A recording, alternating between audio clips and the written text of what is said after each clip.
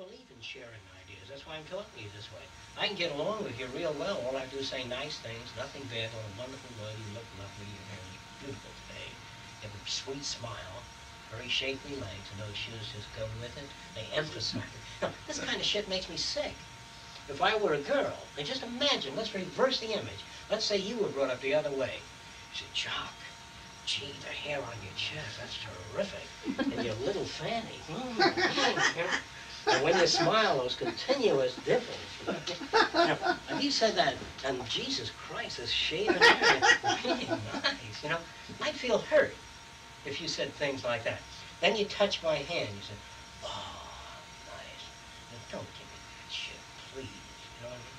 Don't hand me that kind of stuff. If I were a female, I'd never let a guy talk to me the way they talk to women.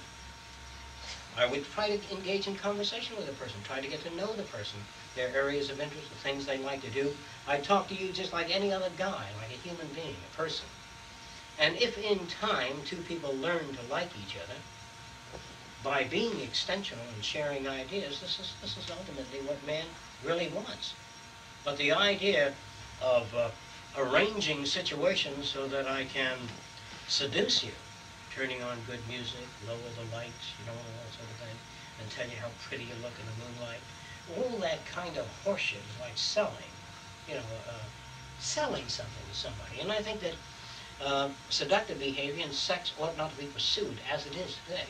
I think if people relate fairly well, they go to bed with each other. Or if they don't relate fairly well and they want to get laid, they go to bed. If they don't want to get laid, they don't go to bed. And you never go to bed with a guy because he wants to get laid. You go to bed with a guy because you want to get laid. Don't do anybody any favors. Don't go to a concert with me because I like classical music and you can't stand it. This isn't true about you. And so we do so many things because the other person wants to do it. And I try to discourage people from doing that. Like I did try to discourage a girlfriend of mine from doing certain things. She'd say, oh, they're having a fashion show.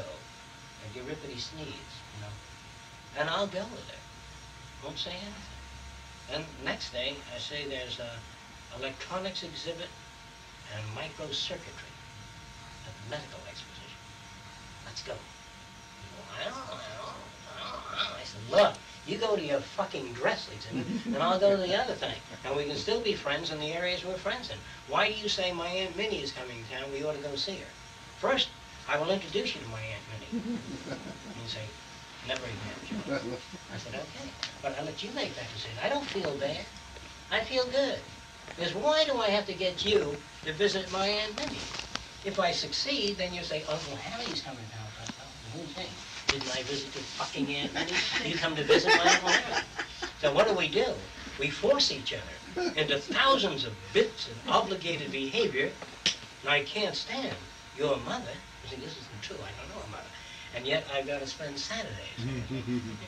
I didn't marry your mother. The point is, if I like your mother, I'll go see her, even whether you want to go or not. And the whole idea is that we constantly force one another by turning off reinforcement to do things we are not always inclined to do. So when you first meet a person, say, hey, do you like to walk through the country? Yes. How about surfboard riding? Terrific. Tennis? Love it. Music? Theater? Fantastic. And go through a lot of things with a person. And say, hey, I think we can relate well. Then you say, hey, sexually, once every 2 months. I'm afraid we can't. In other words, if you run some kind of preliminary survey on the person, just as before you buy a car, how many miles per gallon? I get 80 miles per gallon. You'll never have to paint the car. And the next question is, how much does it cost? $30,000. Can't afford it. You do the same thing with people when you first meet them. What are you interested in? What do you like to do? Are you open-minded in certain areas? Do you feel that you're a free thinker, or whatever it is? And you run a survey to find out whether or not you have anything in common. But many girls and many guys, they'll walk over and say, hey, what are you doing Saturday? How about having dinner with me? Oh, I can have dinner alone. I don't mind what happened with you. And why do you have dinner with somebody? Because this is a custom? Suppose the Indian said, we're going to cut out the alligator's heart today, stick it on a javelin, and hold it up in the sun and yell, Yahoo! For an hour and a half. See? He said, how about it? He said, not my cup of tea. And that's what you have to do with people. If you really are interested in changing, you have to introduce people to other ways of thinking. Now, here's the danger of that. If you remain conventional and don't change, you'll get along with people. You'll get along in the limited forms of insanity that exist out there. You'll never be able to keep a marriage together. You'll never be able to keep anything together, because this whole goddamn thing out there is not together. There's no adjustment you can make out there. There's no group therapy session you can go to that'll clean you up. Because if they succeed, let's assume you go to some kind of therapy session, if they succeed in adjusting you to the people that exist, 3 years from that day you'll be obsolete. Because people change, so you can't be adjusted to anything. No one is well adjusted. Nor the psychiatrist, the psychologist, the family counselor, they're all maladjusted. Because the minute you take on any pattern of any culture and freeze, then you're a square. So in order to be well adjusted, the kids of the future may come at you dancing a new way like that. And you say, what the hell is that shit? You don't even stand up. And they say, what the hell is this shit? You look like an antique. This is the new in thing. And they grow their hair in separate patterns like that. Say, my God, what's that? You know, in your day, they piled it up like that. Or they let it hang down like that, see? And I say all of these are arbitrary things. It has absolutely no meaning. No girl has lovely hair. They have hair that you like. No person has a sweet face. They have a face that you like, according to your values. No female has a beautiful body. But the magazines say that this, when the tits point to the moon, that's desirable. If the buttock sticks out like that, that's desirable. But if you started Playboy and they ran tits that hung like empty bird like that, and the negative buttocks, and they said, that's the in thing, man. The guy would be looking at Playboy, and when he saw that, his temples would be. All right, now let's take Playboy in Turkey. Was a woman, a real woman. Not the shit that you see walking around. That's a Turkish woman. Something you can hang on to. And they look at our women as though they're anemic, drained out, weak. They can't even lift a piano, help you move. These women can carry all their wares on their head. See? You put all the straw in their back, they milk the cows, they can do work. Now that's a woman. And there are no beautiful women. There are no beautiful bodies. There are bodies that are less adequate. In other words, if one leg is super thin with a bulging knee, you have difficulty climbing hills if you're that weak. And so there's an optimal proportion for man and women for their age, and so they're like eyesight. But there's no beauty.